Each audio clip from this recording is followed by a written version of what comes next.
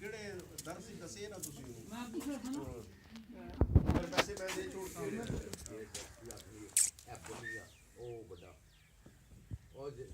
ਉਹ ਨਹੀਂ ਇਹਨਾਂ ਦਾ ਬੱਚਾ ਹੈ ਨਾ ਤਾਂ ਹਾਂ ਠੀਕ ਹੈ ਨਾ ਤੇ ਉਸ ਕੀ ਆ ਗਈ ਨਾ